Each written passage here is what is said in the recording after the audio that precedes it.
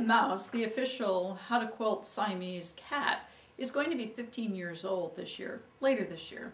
And so all during the year I'm doing some special things because 15 years old is pretty old for a cat. That's actual people years. So you can see in the background, I earlier made a cat's paw block for him, and it's got his little picture in the center. And then a couple weeks ago I made a block called All Those Fish, which, you know, cats like fish, so I made that for him. And so today I thought I would show how to make another one of his favorite things, mice. So this is a cats and mice quilt block, and I'm going to make this in 16-inch size so that I can have a picture of him once again in the center of this block. Hi, this is Penny Hallgren from quiltblocklibrary.com, quiltblocklibrary.tv, and howtoquilt.com. Thanks for joining me, and today I'm going to show you, in addition to how to sew this block together, I'll show you a few quick tips about printing photographs onto fabric. So let's get started. What you're looking at is the screen of my computer, and I have a program called Photoshop that I use to work with my pictures, and this is kind of how I set it up. I found a picture of Mouse that I really liked.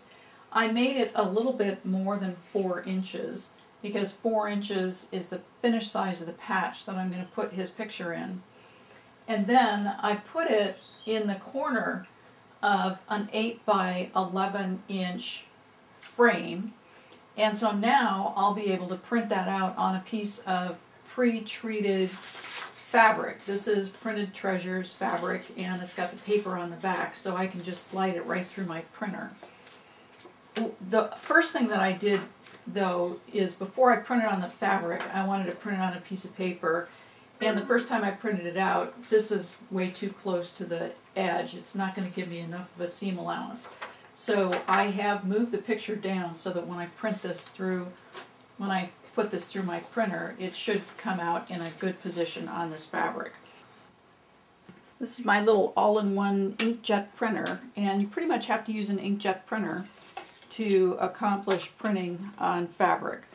So this is shiny side up, the paper is up, and the fabric is facing down, so I'm just going to slide it into my printer, and then I'm going to print the one piece.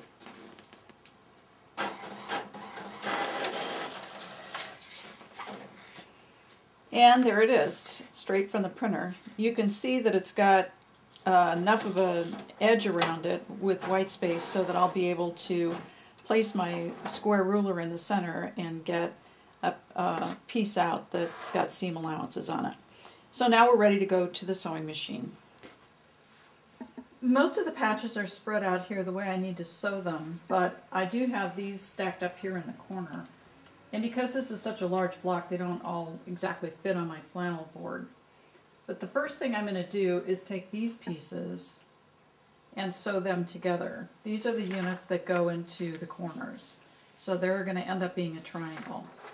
And I'm going to go ahead and chain sew these and just place this strange shape piece, triangle on top, and just stitch down the one side.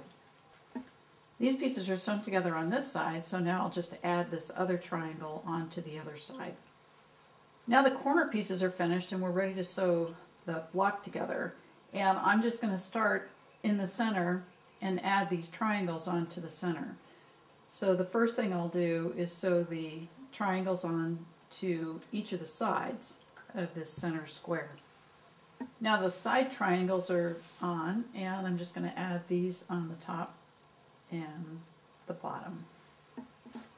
Now that these triangles are sewn onto the center square, you can see that they're little triangle tips, so I'm going to trim those off so that when I add the next set of triangles around the outside, we'll reduce the bulk there.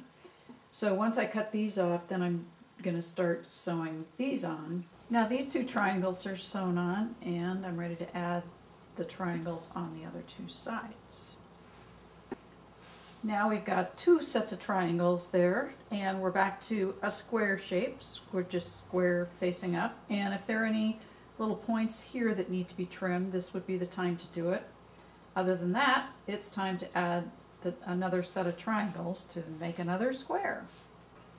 With the triangles sewn on the sides here, it's time to add the ones to the top and the bottom. And now our final set of triangles that'll make this once again a square, just a regular square block, not on point.